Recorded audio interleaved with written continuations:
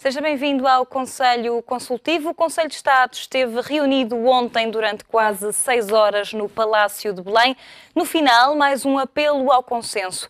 No comunicado, os conselheiros exortam todas as forças políticas e sociais a preservarem as pontes de diálogo construtivo e que empenhem os melhores esforços na obtenção de entendimentos.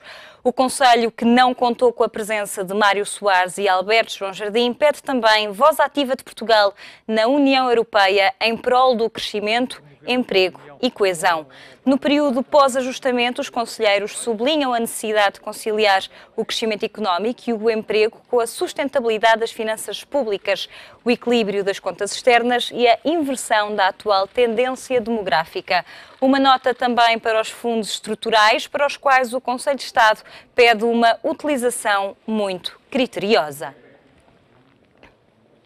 E para analisarmos as conclusões do Conselho de Estado, consultamos hoje Rogério Fernandes Ferreira, António Gaspar e Manuel Avelino Jesus. Muito obrigada aos três pela vossa presença neste Conselho Consultivo.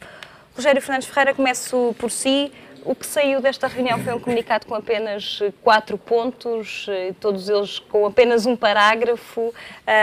Era o que se esperava, mais uma vez o apelo ao consenso, era apenas isto que se esperava de uma reunião de 6 horas de 17 conselheiros de Estado? Eu, sinceramente, ao contrário do que tem surgido na comunicação social, achei muito bem que se tivesse feito este Conselho de Estado e que se apelasse a esta solução de compromissos. Acho que o país precisa de compromissos e precisa de um desígnio e de desígnios nacionais e, portanto, tudo o que seja no sentido de apelar a que as forças do arco de governação criem compromissos de futuro são muito bem-vindas e são muito positivas. Portanto, achei muito bem a iniciativa. Mas o que é que traz de novo este Conselho de Estado em relação a todos os outros apelos que Cavaco Silva? Traz precisamente uma insistência num ponto que é absolutamente crucial para o futuro de Portugal de médio e de longo prazo. São precisos desígnios nacionais e para se concretizar estes desígnios nacionais são precisos compromissos. Aliás, discutíamos há pouco lá fora, a expressão compromisso até consideramos mais adequada porque, de facto, faz sentido que as pessoas consigam manter as suas próprias posições, mas que consigam encontrar também os compromissos necessários em matérias que sejam absolutamente cruciais. E, portanto, a questão do déficit estrutural, por exemplo, ou do déficit orçamental ou da dívida pública, são questões em que as forças políticas têm que, à partida, estar de acordo. São compromissos internacionais que Portugal assumiu, e, portanto, faz todo o sentido nesta altura, aliás, numa altura em que provavelmente que estão previstas eleições, faz todo o sentido nesta altura apelar para este consenso. Aliás, é curioso verificar que estes próprios partidos do arco governativo, de alguma forma, os putativos candidatos a primeiros-ministros, de alguma forma, já sentiram a necessidade dos portugueses e este apelo dos próprios portugueses a este compromisso e a este consenso.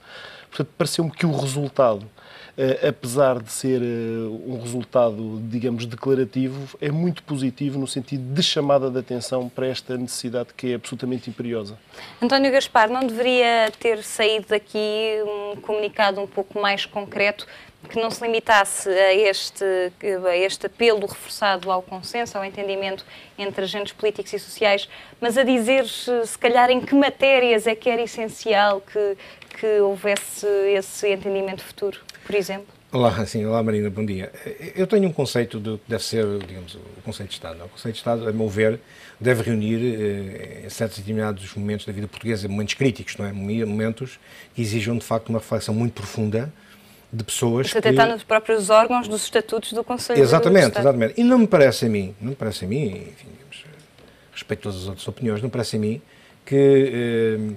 à luz do comunicado que nós depois ouvimos por parte do speaker do Conselho de Estado, não me parece a mim que os temas tenham sido de relevância extraordinária, excepcional, não é? Portanto, foi a insistência naquilo que o Presidente da República tem vindo sempre a insistir, portanto, no consenso, e relativamente àquilo que me pergunta, digo claramente que sim. Portanto, eu acho que um Conselho de Estado justifica-se se houver, neste caso, claramente outras matérias acrescidas àquelas que já fazem parte da agenda política do Presidente da República há muito tempo.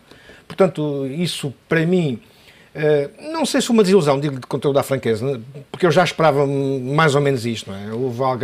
Houve alguns, digamos, analistas que ontem ainda falaram, que podia falar nas eleições antecipadas, enfim. Eu nunca, de facto, nunca pensei isso. Pensei sempre, porque nós temos a prática deste Presidente da República de ser uma pessoa muito cautelosa, de ser uma pessoa, digamos, muito elogiosa do Governo e tem defendido o Governo atual, esta coligação, até às últimas consequências, e vai continuar assim até ao fim, naturalmente. Portanto, eu não via que o Presidente da República viesse a falar sobre eleições antecipadas. Portanto, insistindo ele na defesa deste Governo, já, para mais, em situações muito mais críticas do que aquelas que temos neste momento. Não é? Estou-me a lembrar há um ano, quando foi a demissão do Ministro das Finanças e depois aquela demissão e a entrada outra vez do Paulo Portas. Portanto, de facto, justificava-se que este Conselho de Estado tivesse... enfim, podiam passar, digamos, à volta do Loiseau sobre esses consensos, mas que fosse mais específico noutras determinadas matérias e que falasse de uma forma muito clara sobre aquilo que se quer depois das eleições, das próximas eleições legislativas, não é? Porque é evidente que os atores políticos, não é? E aqui falo sobretudo dos grandes dois partidos portugueses que têm feito a governação nestes últimos 38 anos, não é? O PSD e o Partido Socialista, eles sabem perfeitamente que estão condenados a entenderem-se, porque há um conjunto de matérias, sobretudo, por exemplo, a política fiscal. Se querem crescimento em Portugal, o crescimento em Portugal há de se fazer por dois lados, há de se fazer internamente e exogenamente. Exogenamente através do investimento direto estrangeiro. Ora bem, ninguém vai investir no estrangeiro, em Portugal, se não tiver uma garantia, por exemplo, em termos de políticas fiscais, que há um guião pelo menos para 10 anos, para 15 anos, não é? Porque não vão investir na incerteza de que hoje a fiscalidade é esta, mas para uma nem outra. Portanto, e aí já os partidos, os dois grandes partidos que provavelmente, se calhar, até vão ser governo, um governo, digamos, de coligação nas próximas eleições, porque nenhum de certeza vai ter a maioria absoluta, vão ter que se entender nessa matéria, portanto, nessa e noutras matérias, portanto, na justiça também, digamos, no controle das contas públicas, na consolidação do déficit orçamental, quer dizer, isso há maneiras, se calhar, hoje, pelo menos, enfim, à luz daquilo que nós sabemos que o seguro pensa, mas não sabemos se o seguro vai ficar, se vai ficar António Costa, há, digamos, alguns objetivos em que ele aponta caminhos diferentes. Mas isso também, nós sabemos que em política é assim mesmo, portanto há naturalmente uma diversidade de opiniões, mas depois quando chegar, digamos, a um momento concreto em que é preciso tomar uma decisão, aí, quer dizer, há a cedência de uma parte e de outra e para se encontrar, de facto, aquilo que Portugal precisa, que é de um caminho sustentado para garantir o futuro aos portugueses de agora e aos portugueses vindouros, não é? Avelino de Jesus, o país ficou mais esclarecido com este Conselho de Estado? Eu fiquei esclarecido. É assim, eu julgo que estes Conselhos de Estado são importantes, não é? Porque, pronto, é um órgão que existe de Conselho do Presidente da República. E havia motivo para convocá-lo nesta altura? Eu julgo que sim. Portanto, eu vou entrando acontecimento, o fim da Troika, não é?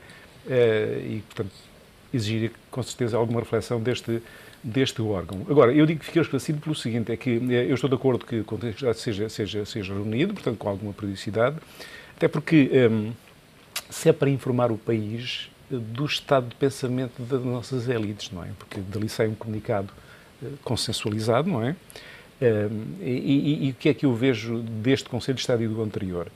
Vejo a insistência num conjunto de ideias que já provaram que não funcionam, não é?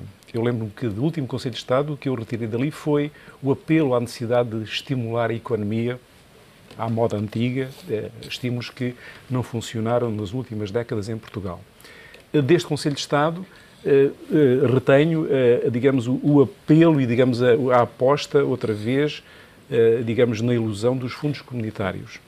E, portanto, para mim, do meu ponto de vista, portanto, isto são elementos importantes que me dizem como é que as nossas élites veem, digamos, o famoso crescimento. E desse ponto de vista, digamos, estas ideias saídas deste Conselho de Estado não me dão esperança, porque me indicam que as nossas élites voltam a insistir nas mesmas ideias que nos trouxeram esta situação. Ou seja, nós não crescemos com os fundos comunitários, não crescemos com os estímulos que são referenciados nestes comunicados e, portanto, a nossa economia no século XX cresceu sobretudo por impulso de choques exteriores, portanto, digamos, essa ideia não foi aprendida ainda pelas nossas elites, não é? Portanto, eu vejo vejo alguma insistência. Da esquerda à direita, da banca Da esquerda à política. à direita, exatamente. É transversal. Exatamente. O que é que eu vejo? Com algumas nuances, digamos, as forças políticas dirigirem-se a Bruxelas solicitando mais fundos, solicitando mais facilidades, e nunca os vejo, digamos, dirigirem-se a Bruxelas solicitando aquilo que nos pode fazer crescer. Ou seja, condições excepcionais para a atração de capitais exteriores. Eu avanço com uma ideia muito simples, a ideia de constituir em Portugal, portanto, zonas francas. Já temos uma zona franca na Madeira, que desgraçadamente foi praticamente destruída. A ideia da Zona Franca é uma ideia que não é rejeitada nem pelos princípios, nem pela prática das instituições comunitárias. Eu lembro, por exemplo, a Polónia tem 14 zonas francas. Uma parte importante do crescimento e do desenvolvimento recente da Polónia fez-se com base em atração de capitais exteriores que foram exatamente dirigidos para essas zonas francas especializadas, não é? E há lá várias empresas portuguesas. Claro. Não vamos aqui agora, digamos, dissertar sobre a questão das zonas francas, mas agora a minha ideia central é esta. Portanto, nós, para crescermos, temos que, portanto, introduzir elementos novos que têm que passar necessariamente por uma abertura ao exterior mais acrescida, portanto, com um choque que nos permita, portanto, atrair capitais exteriores. E não é pela insistência nos fundos comunitários, não é?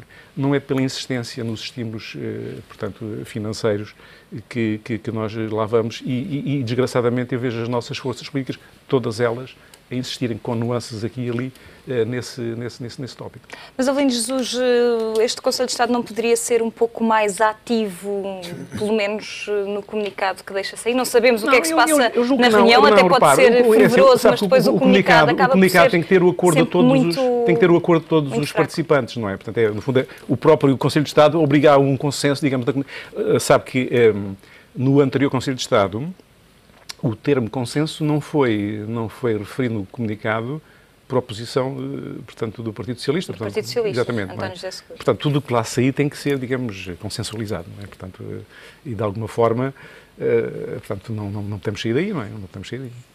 Acredita, Rogério Fernandes Ferreira, que esteve em cima da mesa daqueles 17 conselheiros mais do que aquilo que está no comunicado? Ou seja, um dos temas que António José Seguro disse que assumiu publicamente que levaria para a reunião era a renegociação da dívida e as condições de pagamento dessa dívida. Não houve nem uma linha sobre isso no comunicado. Como é que podemos interpretar essa ausência?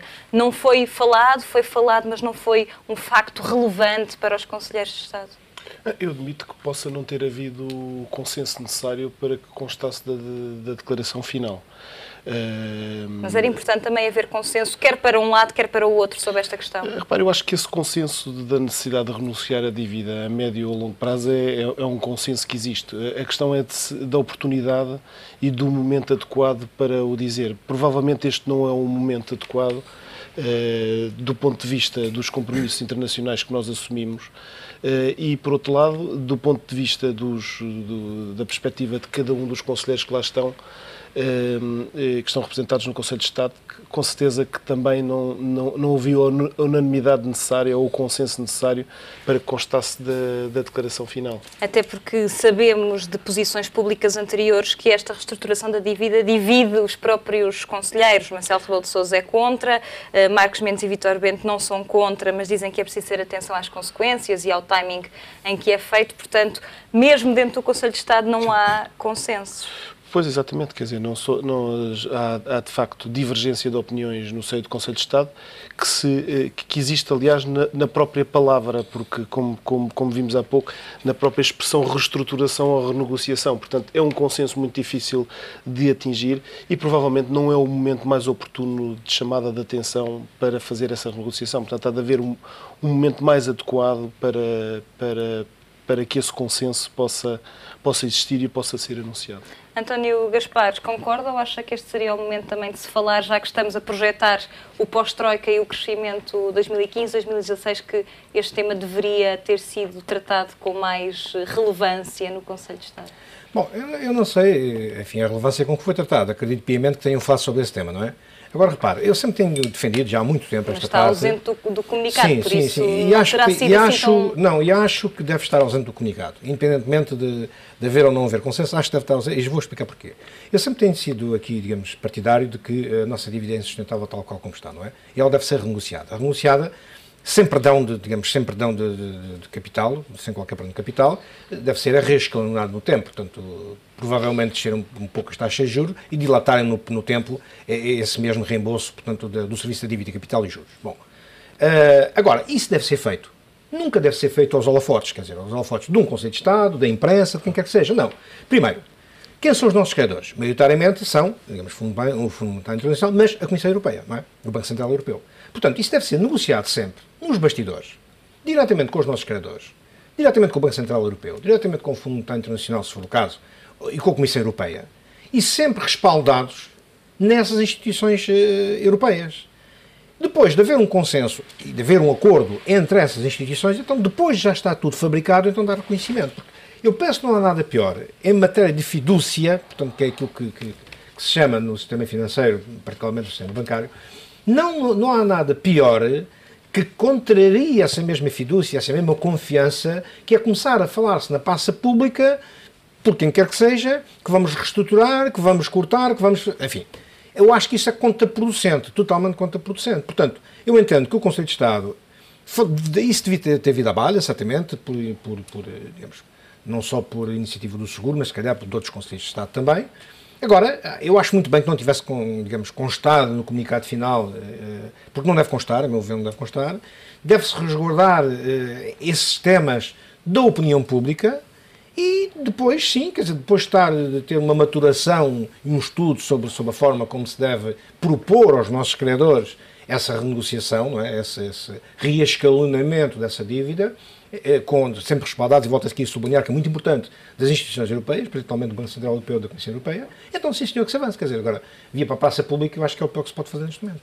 E esta ausência de sumo deste comunicado não pode de alguma forma ajudar a descredibilizar o órgão, o Conselho de Estado e o próprio Cavaco Silva, que tem sido muitas vezes apelidado de estar sempre do lado do governo? Absolutamente, quer dizer, aliás, isto vem em linha com o que disse anteriormente. Eu gostava aqui de assim, sublinhar e nós há pouco falávamos ali, antes de entrarmos aqui para o estúdio, de sublinhar o primeiro comunicado que o Presidente da República fez, o primeiro comunicado.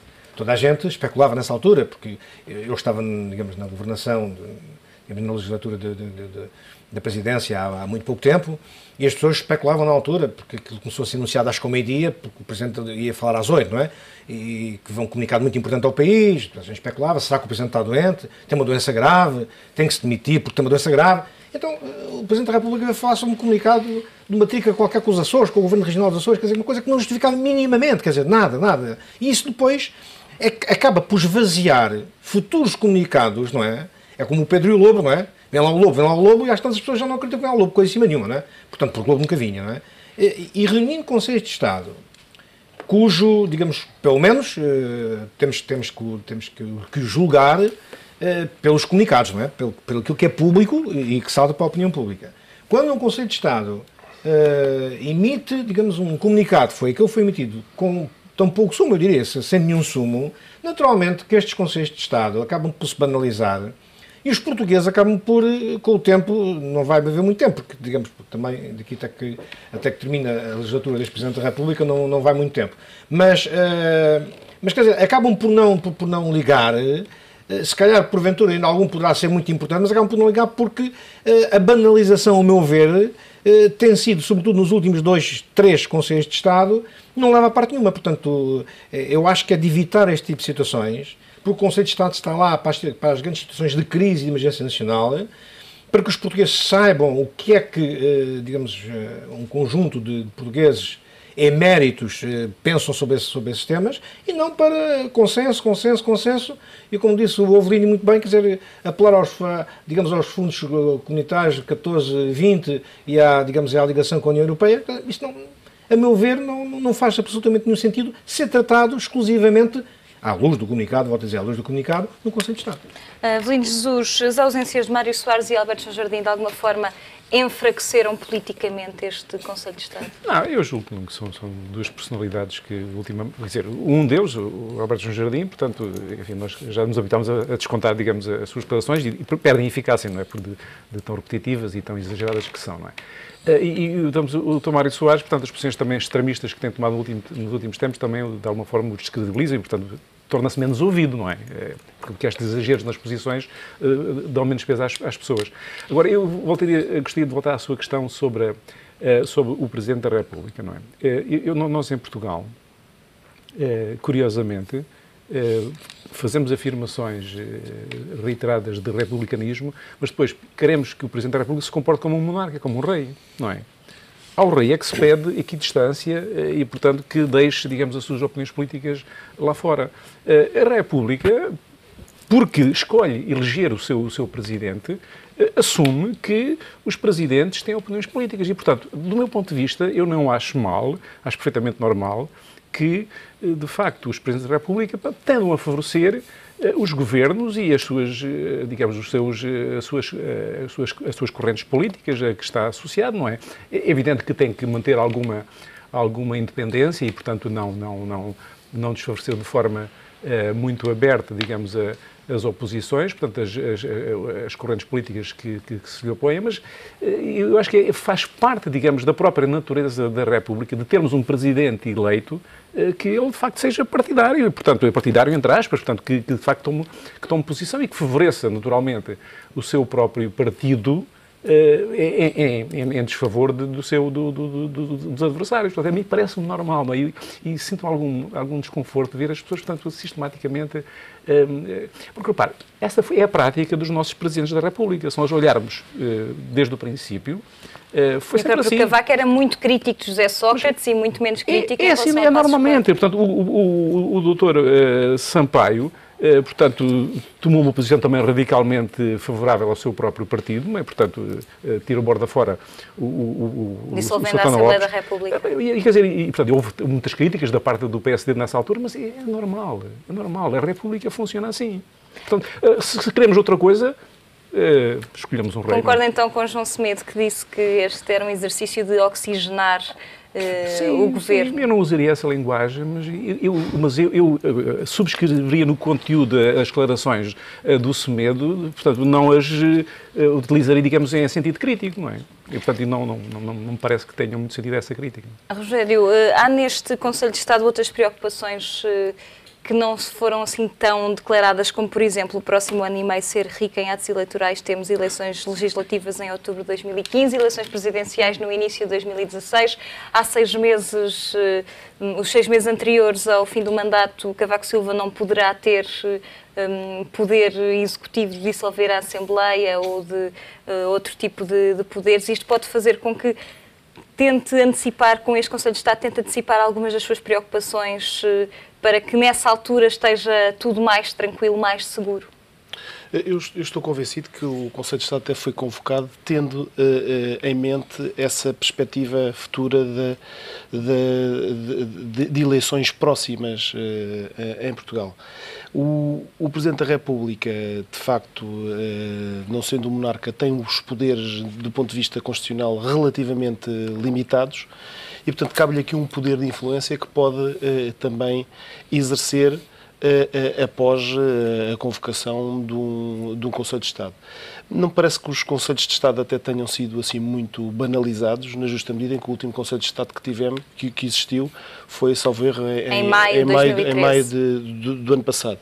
Portanto, quer dizer, para além da bomba atómica da dissolução da Assembleia da República, quer dizer, poucos poderes mais relevantes tem o Presidente da República. Portanto, faz todo o sentido que o possa exercer de acordo com os poderes que a própria Constituição lhe dá. Portanto, conforme dizia há pouco, este compromisso justifica-se provavelmente mais ainda no momento em que se aproximam vários atos eleitorais e no momento, aliás, em que num dos partidos do arco governativo, no PS, se está a fazer escolhas de futuros candidatos a Primeiro-Ministro. Aliás, é curioso verificar que um desses candidatos apela precisamente ao compromisso e apela a todos os portugueses e não apenas aos socialistas. Portanto, acho que faz algum sentido. Portanto, este poder de influência manifesta-se depois também em atos concretos de outros candidatos de outras áreas e de outros partidos que não são aqueles do próprio Presidente da República. Portanto, mas parece difícil de alcançar. Concretamente à sua questão, acho que de facto o próprio Conselho de Estado justifica-se na justa medida em que proximamente irão existir esses atos eleitorais.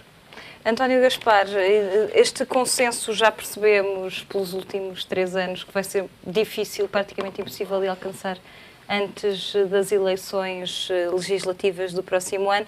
Este cenário poderá mudar se mudarem os líderes dos partidos, ou pelo menos um deles? Deixe-me só dar uma nota relativamente ao que disse ali o Avelino, com o qual eu não o acompanho, relativamente ao Presidente Jorge Sampaio. Jorge Sampaio foi claramente, a meu ver, o melhor Presidente da República desta nossa democracia e, relativamente àquilo que ele fez, acho que fez muito bem, porque havia um conjunto de atrapalhadas que fez o Pedro Santana Lopes, que depois os cidadãos portugueses vieram a dar razão. Vieram dar a maioria a um partido que não aquele que estava no governo. Portanto, foi uma medida acertada que ele tomou, não foi para, digamos, para beneficiar o partido dele. Mas que acabou por beneficiar nas eleições. Não, mas quer dizer, mas os portugueses, se não estivessem de acordo com o Presidente da República, se estivessem de acordo com a governação de Santana Lopes, dariam razão a Santana Lopes e tirariam a razão ao Presidente da República, não é? E os portugueses foram exatamente o contrário, não é? Deram maioria a um partido que não era aquele da governação. Portanto, foi uma atuação que não foi partidária, foi uma atuação... Eu não critiquei o Jorge Sampaio. Acho que é legítimo que ele tenha feito isso. Sim, agora, mas não foi à luz do partido dele. Bom, relativamente à sua pergunta, eu acho que sim. Eu acho que outros atores políticos poderão ser importantes para alterar, digamos, aquilo a política como se faz em Portugal neste momento, não é? Sobretudo por parte do Partido Socialista, não é? Porque o António José Seguro, desde sempre, eu pelo menos desde sempre percebi, quando eu fui eleito, que era um líder a prazo, claramente a prazo, não é? Que não tinha perfil para um dia, se fosse o Partido Socialista, o ganhador, o vencedor das eleições legislativas, ser ele o Primeiro-Ministro. Portanto, eu acho que não tem perfil absolutamente nenhum para isso. Com o Costa, acho que as coisas são diferentes, não é? Eu já disse aqui semana passada, a propósito disso, o perfil do António Costa, até para a experiência que ele compagina e configura, não é?